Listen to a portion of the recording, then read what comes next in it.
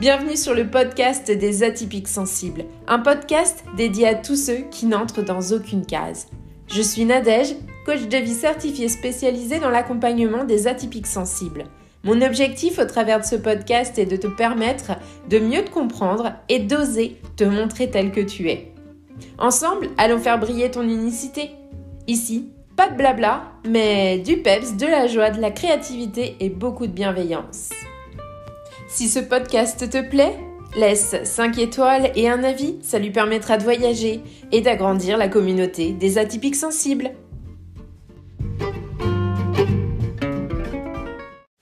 Bienvenue dans l'épisode 32 du podcast des atypiques sensibles. Avant d'aborder le thème du jour, une petite information concernant le rythme de parution des épisodes qui va changer. À partir d'aujourd'hui, il y aura un épisode toutes les 2 semaines. Je milite souvent auprès de mes clients, de mes clientes pour une écoute de soi, un respect de son rythme, un équilibre de vie et j'avoue qu'en ce moment, il m'est assez difficile de tenir le rythme d'un épisode par semaine sans m'épuiser. Alors, à moi d'appliquer mes bons conseils et de faire ce qui me semble juste. Trêve de blabla, passons à l'épisode du jour. Aujourd'hui, on va aller explorer un sujet qui revient énormément dans mes accompagnements, la confiance en soi chez les atypiques sensibles. On va commencer par définir ce que c'est ce truc de confiance en soi, d'aller identifier les différents piliers qui la composent et on va aller voir pourquoi. C'est essentiel de cultiver cette confiance en soi en tant qu'atypique sensible, en quoi le manque de confiance en soi peut être un véritable handicap dans notre vie personnelle, mais pas que, dans notre vie professionnelle aussi. Et enfin, on va aller, comme d'habitude, conclure par un petit exercice pour rebooster tout ça, parce que faut pas se laisser aller non plus. Prêt à renforcer votre confiance intérieure? Alors go, c'est parti, on y va. Qu'est-ce que c'est la confiance en soi déjà? Pour moi, la confiance en soi, c'est vraiment la croyance en sa propre valeur, en ses compétences, en sa capacité à faire face aux défis de la vie, mais de manière constructive. Finalement, elle est liée à quoi, cette confiance en soi? Elle est liée à l'amour de soi, à l'estime de soi, à l'image de soi. S'il y a un de ces piliers-là qui se casse la figure, finalement, la confiance en soi, elle est ébranlée elle aussi. Sans confiance, on a des difficultés à s'aimer, à avoir une image de soi qui ne soit pas catastrophique. Donc c'est hyper important d'avoir conscience de tout ça parce que déjà ça va nous aider beaucoup. Pour moi, les piliers de la confiance en soi, c'est donc l'estime de soi. L'estime de soi, c'est vraiment la perception positive de sa propre valeur et de son importance en tant qu'individu dans son unicité. Ce qui va être un autre pilier de la confiance en soi pour moi, c'est vraiment la confiance en ses capacités. C'est d'avoir la certitude qu'on a les compétences et les aptitudes nécessaires pour accomplir les tâches qu'on veut accomplir et atteindre nos objectifs. C'est-à-dire pas se décourager dès le début, pas se dire non mais j'y arriverai jamais. Voilà. Il y a ce côté où c'est ok. En moi j'ai la force pour soit atteindre mon objectif parce que j'ai déjà les compétences ou pour accéder aux compétences, parce que justement, j'ai cette compétence de pouvoir apprendre et de pouvoir évoluer, de pouvoir grandir chaque jour. Le troisième pilier de la confiance en soi, pour moi, c'est la confiance en ses choix.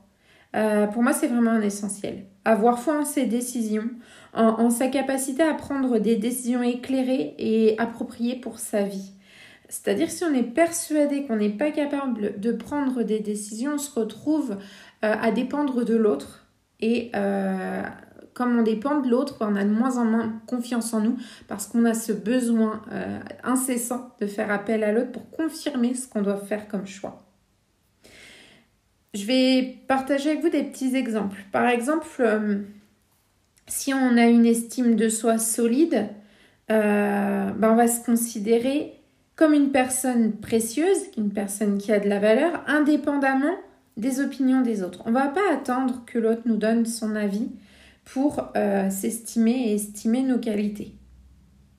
Avoir confiance en nos capacités, ça va vraiment signifier qu'on croit en nos compétences. Et que ça soit dans le domaine professionnel ou dans les relations personnelles. On croit en nous. Il y a vraiment cette notion de « je crois en moi, je crois en qui je suis et en mes compétences ». Avoir confiance en nos choix, c'est vraiment être sûr de nous, même dans les décisions difficiles.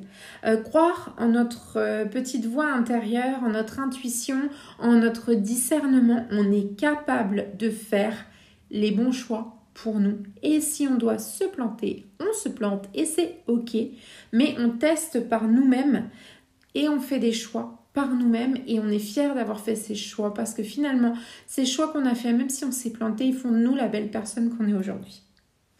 Pourquoi il est essentiel de cultiver cette confiance en soi et surtout en tant qu'atypique sensible? Déjà parce que ça nous permet d'affirmer notre unicité. Cultiver notre confiance en nous-mêmes, ça permet, quand on est atypique sensible, de se sentir en paix avec notre différence, avec notre unicité et de l'affirmer. Ça ne veut pas dire qu'on va ouvrir la fenêtre et hurler au monde entier.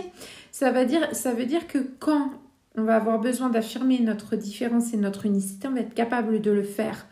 Avec les personnes qui sont importantes pour nous, on va être capable de le faire. Ça va venir aussi réduire notre anxiété sociale. La confiance en soi, elle réduit beaucoup l'anxiété sociale parce qu'elle permet d'interagir avec les autres de manière authentique et positive. Quand on ose dire qui on est, on n'a plus peur d'être soi-même et on a moins peur d'avoir des relations avec les autres où on doit faire semblant, où on doit jouer un rôle, où on doit théâtraliser et qu'à un moment donné, la vérité, elle ressort.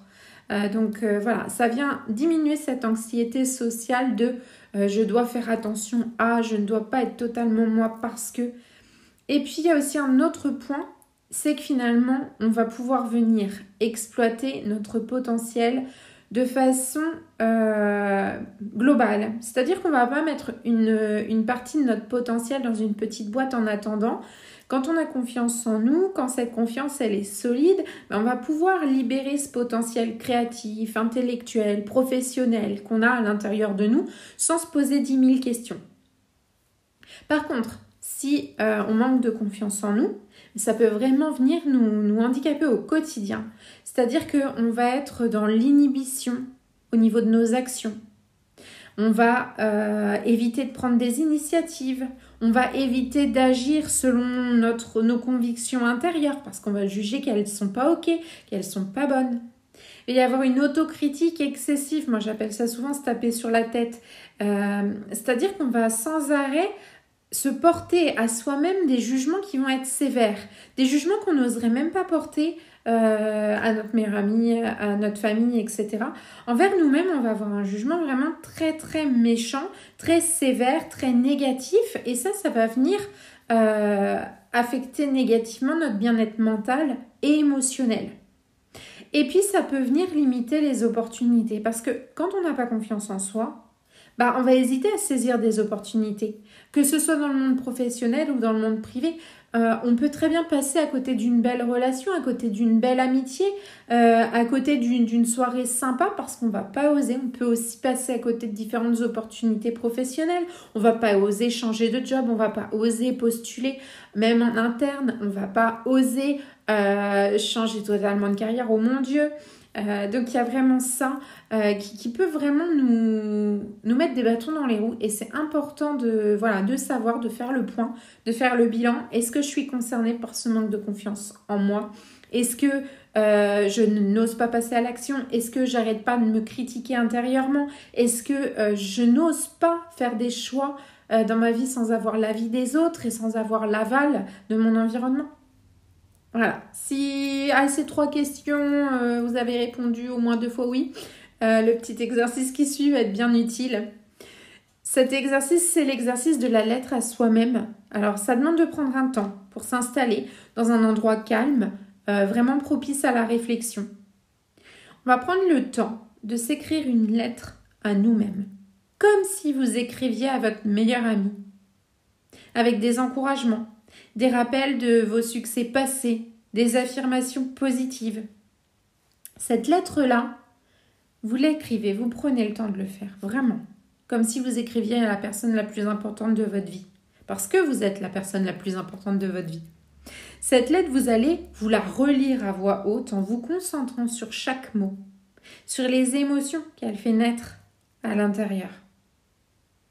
Régulièrement, vous allez la relire. Chaque fois que vous avez besoin de rebooster votre confiance en vous. Voilà, c'est le petit exercice que je vous propose. J'espère que vous allez le faire. N'hésitez pas à me faire un retour.